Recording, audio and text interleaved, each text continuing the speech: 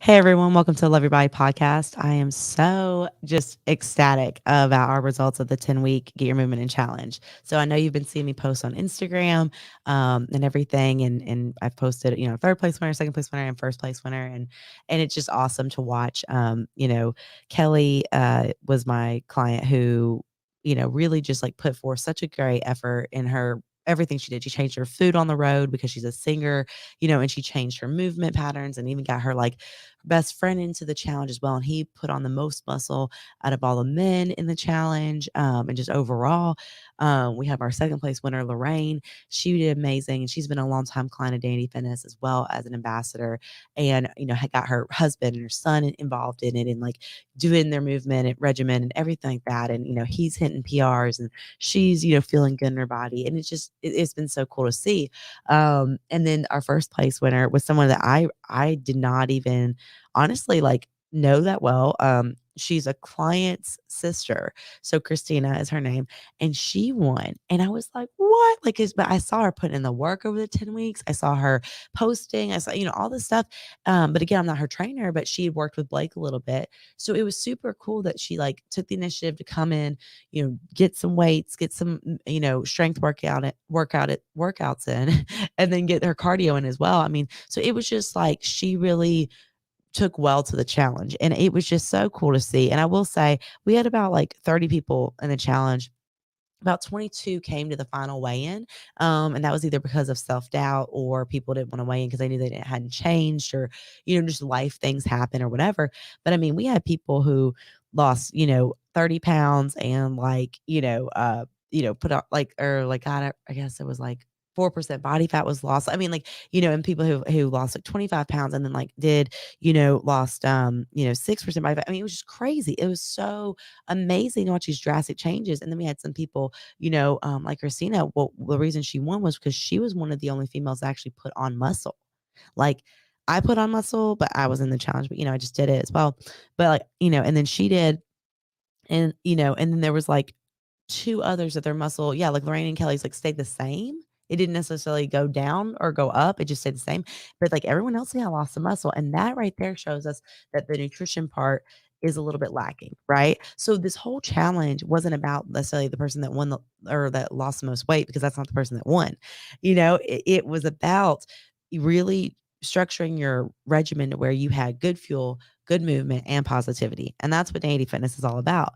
And so that's why it was so cool to watch and see these results come through. And like my girl Alex, she's a smaller body frame, that she put on the most muscle for women in the challenge. I mean, and that was so incredible, even more than me. And and I like to think I can put on muscle, and I'm strong and everything like that. But yeah, homegirl crushed it. And she was really intentional about trying to get her movement in and like, be more active with her kids and stuff. And it was just so cool to see all these different people from all different walks of life, all different ages, all different lifestyles. One works at, a full-time job. The other is a singer entrepreneur. The other is, I think, a lawyer. I mean, it's like, I mean, it was crazy. It's just so cool. And so that's what this challenge, that Blake and me, put on really just was awesome to see and different than any challenge I'd done before. It wasn't necessarily about following a daily fitness plan and doing the workouts, whatever, but it really put you on your accountability of like, you're signing up, you're paying $75 to join in on this. You're getting a canister of fight, you're getting some gold bars, you're getting a bunch of stuff, included in your package when you first get in there, plus an accountability group. And then from there, that 10 weeks is up to you. You choose. Are you going to excel? Are you going to stop? Are you not going to try? Are you are going to say, well, that girl's obviously going to win, so I'm not going to. And that's what I think some people did. They compared themselves to others. But I'll tell you what, there was somebody that if she would have posted, she would have won. But like, she didn't post, and that was part of the requirement, right? There was a guy, he also didn't post because it's more of a vulnerability thing, and I understand that they're not ready in their journey to share with their people on Instagram and on social media. Totally get it, but they still could have sent in photos to me and had that accountability with me. But again, that was something that they weren't comfortable doing, or just time or whatever, and so they didn't win the $500.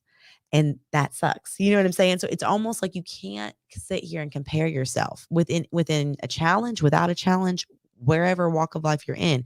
It is about focusing on your only competition is you. And like, this brings up a good point. I wish Blake was here right now, but he wanted to be here today. But basically, we talked on the podcast about him saying, "Hey, oh, you're gonna do the challenge." I said, "Yeah," and he said, "Cool, let's do it, and we'll come up with a bet."